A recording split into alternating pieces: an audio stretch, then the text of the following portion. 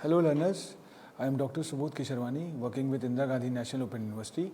The topic which I am going to talk today is method of sampling part 2, which revolves around non-random sampling. I think in our preceding two sessions, if you recapitulate yourself or visit the Facebook live link, you will find out that the first session was talking about the sampling, and when we have talked about the sampling, we talk about how the sampling is quite important when we talk about the research, when we talk about collection of data, or when we talk about interacting with the respondents, because there are certain methodologies which are going to play a very important role. And then afterwards we have talked about the methods of sampling, and talk about the first part which talks about the random sampling, or rather we can say the probability sampling. So in this probability sampling we have covered the various aspects, that how the probability sampling differs from non-probability sampling, or the random sampling differs from the non-random sampling. So today's session talks about the non-random sampling, which is also one of the important ingredients as far as the collection of data is concerned, as far as the sampling is concerned. So anyway, prior to going into the depth of this topic, let's quickly recapitulate ourselves what we have done in our preceding session, and what exactly the points which had been taken care, so that the blocks can be built, and gradually we can mug up the concept related to research, or the research methodology, or the statistical analysis. So the very first lecture was talking about the curtain raiser to research, which usually talks about what exactly the research is, and how research is going to play a very important role as far as the academicians are concerned, as far as the academia is concerned, as far as the corporate world is concerned, or the present trade and commerce is concerned.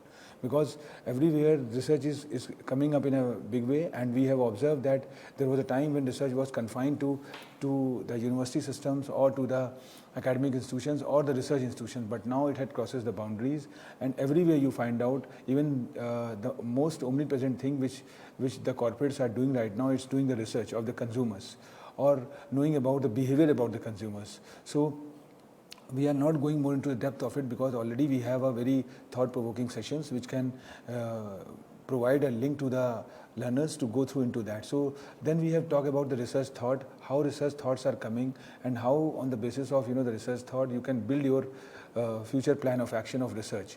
Then there are certain FAQs which are going to play a very important role, like the frequently asked questions, that when we are going to do the research, when we are going to choose the title, or when we are going to formulate the objectives, or what could be the modus operandi behind that. So this whole research methods talks about that. Then we have research plan, research problem, because while starting your research, the certain problems comes into picture, and so the planning is going to play a very important role. And if you have planned the things in a very systematic manner, I think up to some extent you can resolve your way of doing the things. So then we have formulation of objectives, how the objectives can be framed. Then hypothesis was there, because this hypothesis is quite important, because when you are going to into the depth of the research, I think the first building block is to having a null hypothesis, or then you can work on the basis of these hypotheses, which can extract from the objectives which we used to do. So research design is there, then collection of data is there, which usually talks about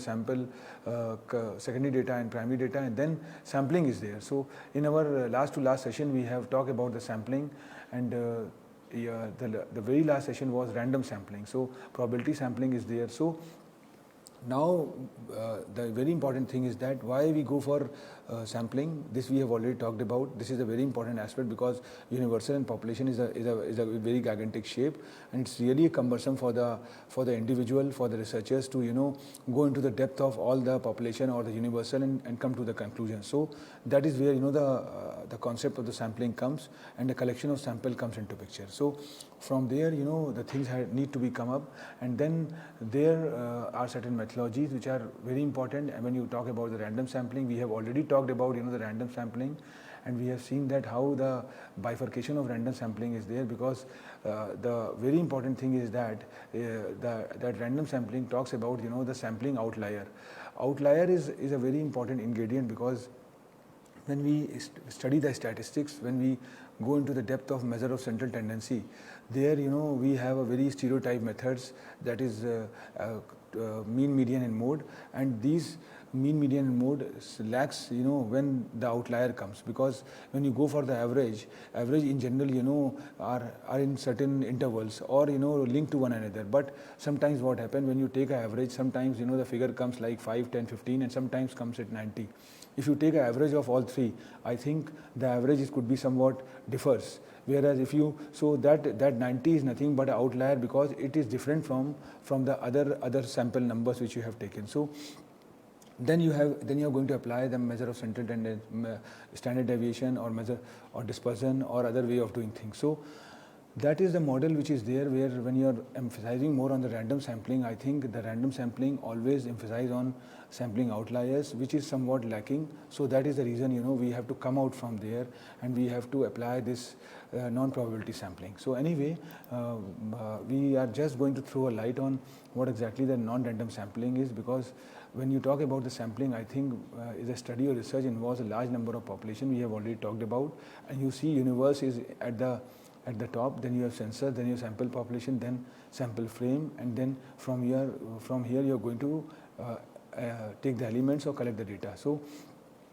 these are the points which we have already covered in our preceding sessions, and what could be the sample is, what are the essentials of good sample, then random sampling methods, and today we are going just focus on non-probability methods. So when you are going to talk about the probability methods, I think we have already talked about it's a random sampling, does not involve human judgment, requires sampling frame, and the methodologies are systematic, stratified, cluster, or the simple random sampling. Whereas when you talk about the non-probability methods, it is it involves human judgment and it has sampling frame required, and it is called the quota sampling, convenience sampling, judgment sampling, or this snowball sampling. So we are going to gradually talk about and distinguish how this probability sampling differs from non-probability sampling, because when you are going to talk about the probability sampling, I think if you see this particular image,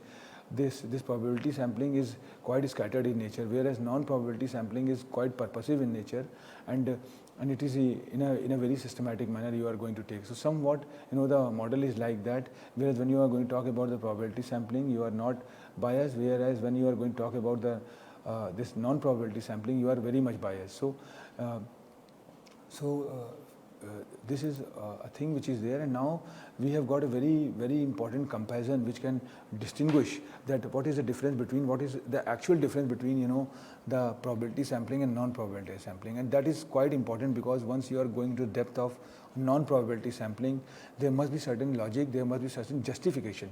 If you are not going to provide the justification, I think somewhere you are going to lack, because what happens when we are in the process of collection of data, or or taking the sample or extracting the sample, I think this phenomena need to be understood in a very contemporary manner. So if you see, this probability sampling is a sampling technique in which the subjects of the population get an equal opportunity to be selected as a representative sample. We have seen in the cluster sampling, we have seen in the the stratified random sampling, that we make certain strata, we make certain group, and from that group some of the representation need to be done. So there must be a model where equal opportunities need to be given, and there must be a representative from each sample. So that is the beauty of probability sampling, which we have studied elaborately in our preceding session.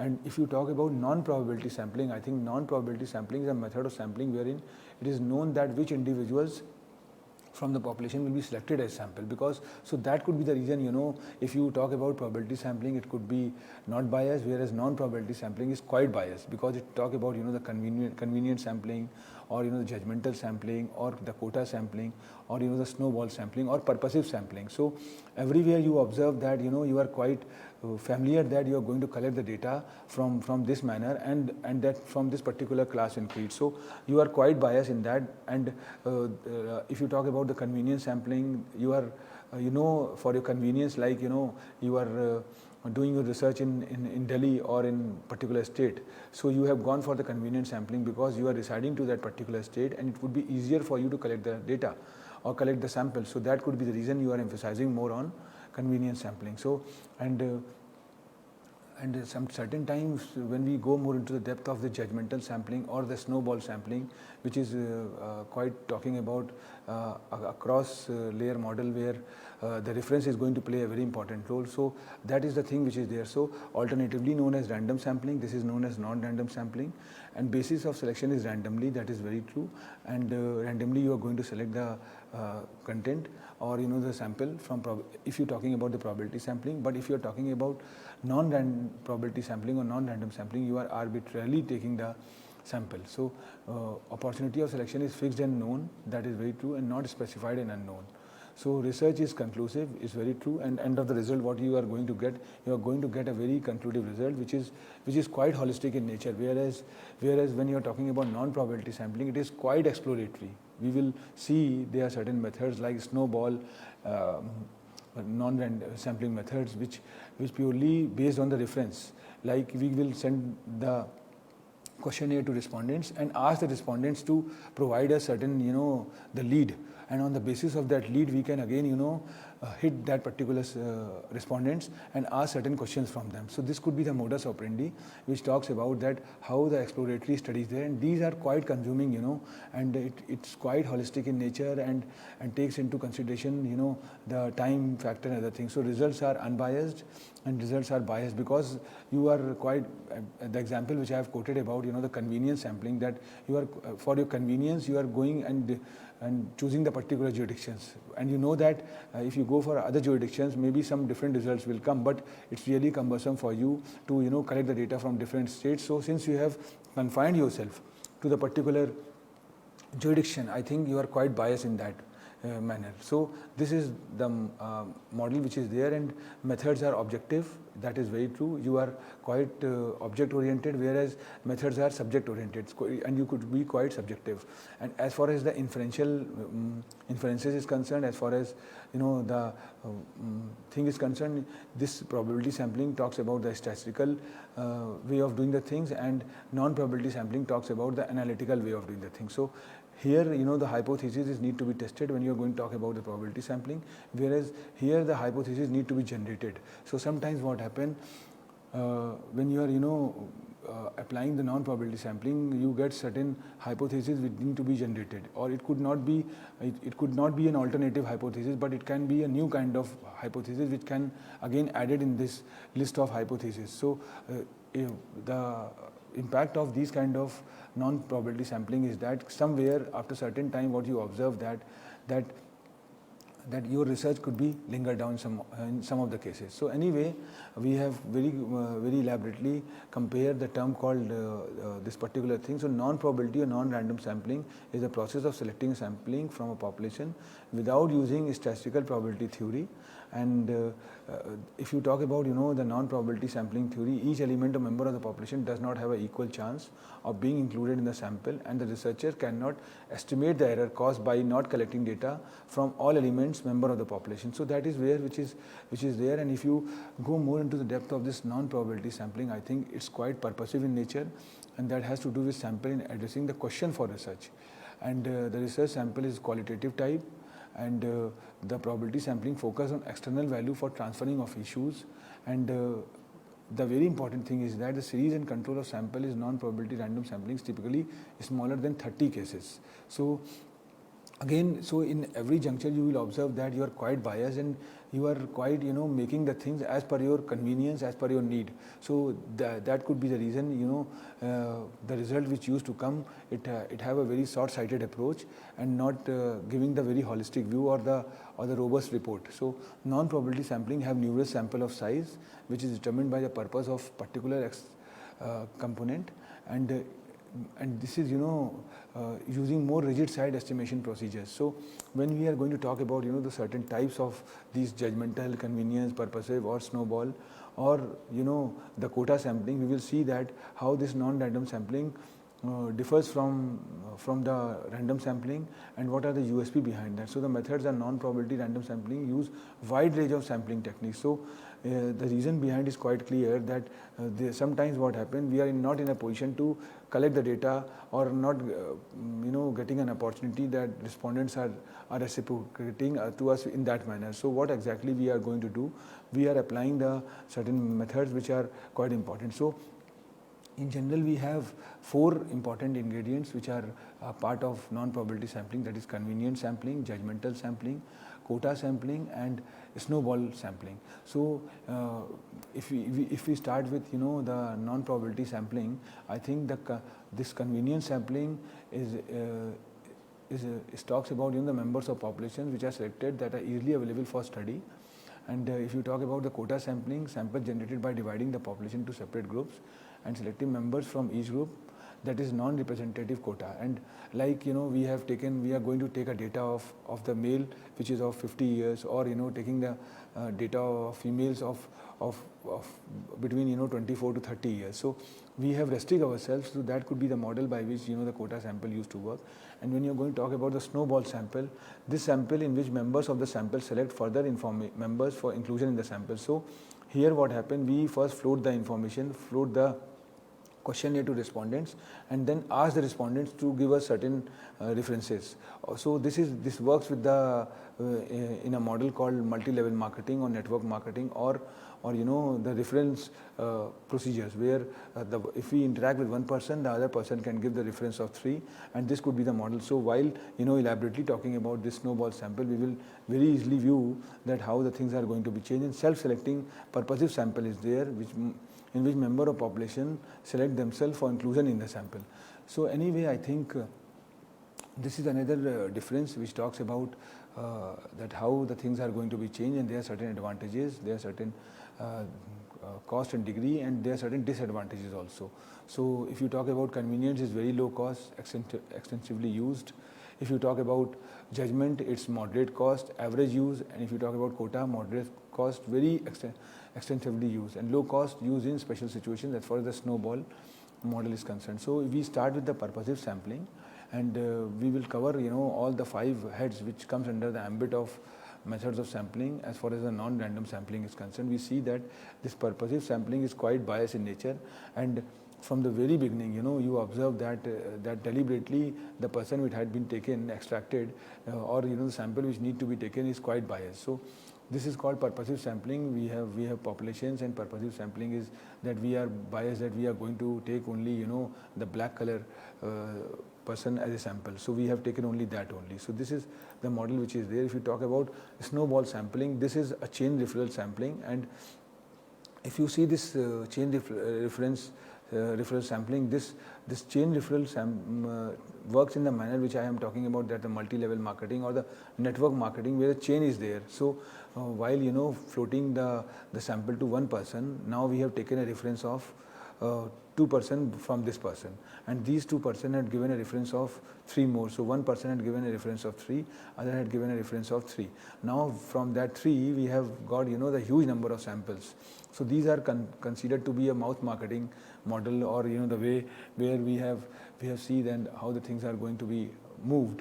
And snowball sampling or chain referral sampling is defined as a non-probability sampling techniques, and which have traits that are rare to find, and this sample technique in which existing subjects provide referrals to recruit samples.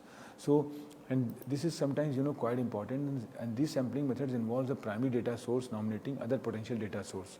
So what exactly we are doing, that when we formulate objectives, on the basis of objectives we frame the hypothesis, and on the basis of this hypothesis we frame the questionnaires, and then these questionnaires are sent to the respondents, and once the respondents reciprocates, then what exactly we are going to do, we can very easily know that the reciprocation is very less, the respondents are not reciprocating the manner they are supposed to do.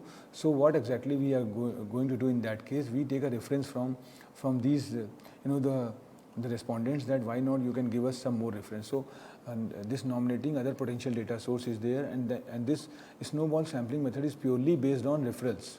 That is very true, and it could be, and these referrals are coming in due course of the collection of primary data. It's not like that you are going to collect the data. So the respondents, the bona fide respondents to whom you have floated the questionnaires, they can give the references, or they can give the referrals. So these referrals are and when you are making a questionnaire, you should design a questionnaire in such a manner that in this particular questionnaire you are going to ask the referrals. So this snowball sampling is a popular business study method, and which is going on, the way things are going to be done, because the way e-commerce companies are going to do the research, or the other way of research is coming out.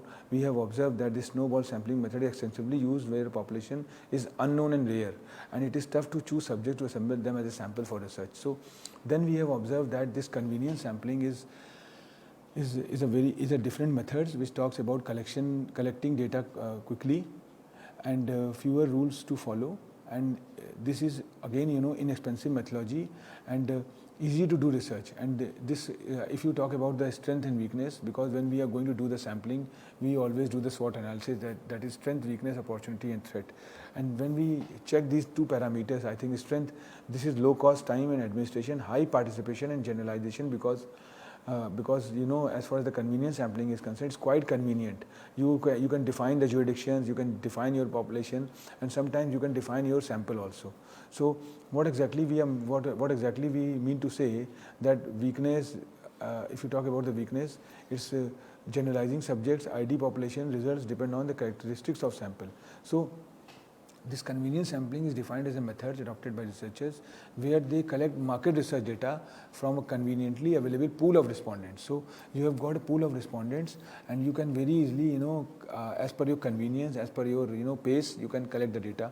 So it is most common used sampling techniques as it is incredible, prompt, uncomplicated and economical. So researchers use convenience sampling in situations where additional inputs are not necessary for the principal research, and the components of the population are eligible in dependence on the researcher's proximity to get involved in the sample. So we have seen that as far as the convenience sampling is concerned, we have seen that how the researcher had taken no purple figures in the sample. So he had just taken only the sample which is away from the purple colors. So this is the convenience sampling. So again, what I mean to say, when you are going to talk about the non-random sampling, it is quite biased in nature, because this is somewhat talking about the convenience. So select any member of the population who are conveniently and readily available, and then there are certain applications of convenience sampling. So convenience sampling is applied by brands and organizations to measure their perception of the image in the market. That is very true, because they can know about the brand loyalty, they can know about the usage or the behavior of the consumers vis-a-vis to particular product. So data is collected from potential customers to understand specific issues. So there is always a chance that randomly selected population may not accurately represent the population of interest, thus increasing the chance of bias. So anyway, I think if you talk about the judgmental sampling, which is again the fourth ingredient of this particular methods of sampling, which we usually call non-random sampling, I think this consumes minimum time for execution and directly approachable to respondents, because and almost real-time results are coming up. So that is the reason you observe that when any e-commerce company sold the product, they just put the badge on their portal, and the moment consumers log in the particular portal or do the e-commerce, it asks for what your experience related to the particular product which you have ordered 2 days back. So in that case, what we observe, that this is considered to be going to give the real-time results and easy to conduct. It's quite easy to conduct, because the moment consumer log in, I think the first the budge or the question comes from the e-commerce portal to the consumers, that how you are going to what you think about the product, and how we can enhance our services or other models. So this is the thing which is there. So another form of convenience sampling where participants are handpicked from the accessible population. Researchers select participants that are representative of the entire population, and very subjective sample method can be biased. So judgmental sampling is a form of convenience sampling, or we can say in which the population elements are selected and based on the judgment of the researchers. So sometimes again this is quite biased, and when you are going to compare with the random sampling, because in this case also, as far as the final opinion is going to be considered, the researcher role is very important, and he is going to do the sampling as per his convenience and as per his judgment. So test markets, purchase engineers selected in industrial market research, expert witness used in court. So these are considered to be the judgmental sampling, and then you have got a quota sampling. So if you talk about the quota sampling, this it had also certain strength and weakness, and it's low cost, time and administration is involved, high participation and generalization, that is very true, and more representative of individual population. The example which I have quoted about choosing the teenagers who are between in the bracket of 15 to 18 years, or if you talk about weakness, generalizing subjects, ID population results depend on characteristics of sample and more time consuming.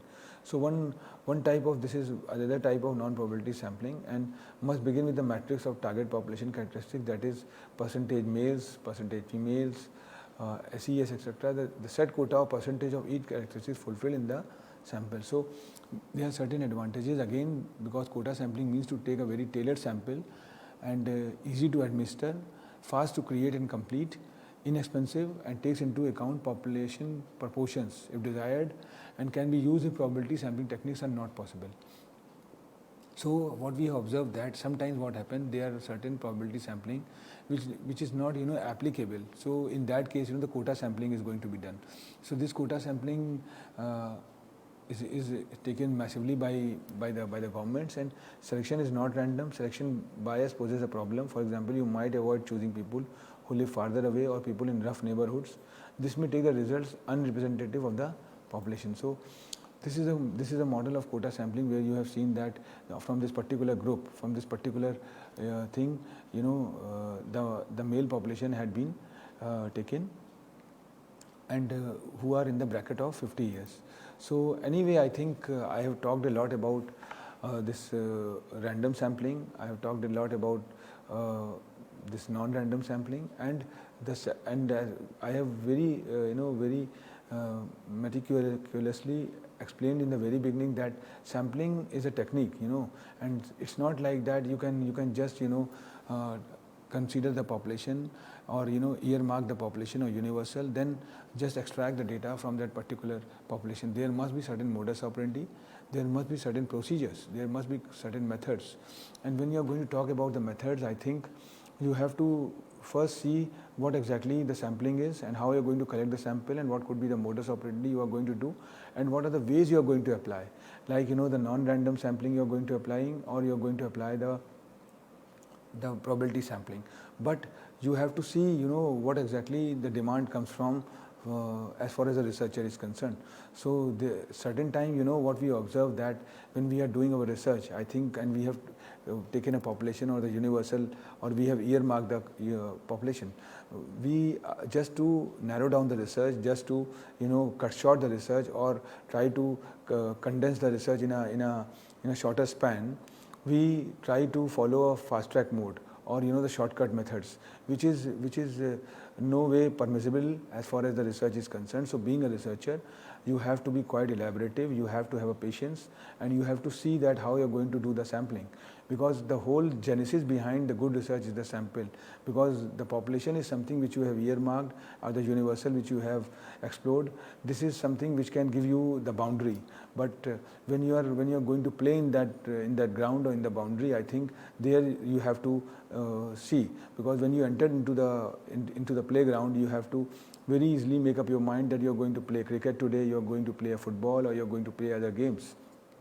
If the intention is not clear in your mind that what exactly you are going to play, I think somewhere you are confused. So and that confusion is going to eradicate once you know about the basic phenomena of the sampling, or the methods of sampling. These sampling techniques are quite vibrant in nature, and it is not like that one sample you have used and you are rigid to that. So sometimes what happens, we start with the random sampling, that is stratified sampling, simple random sampling, or the systematic sampling or the other way of doing the things. But after certain time we realize that the data is not coming in the manner we have presumed or supposed to be do. So in that case, what exactly you have to do? You have to work as a juggler, which I have told in my preceding session also, that you have to do the things in such a manner that you can jump to the other modes of doing the things.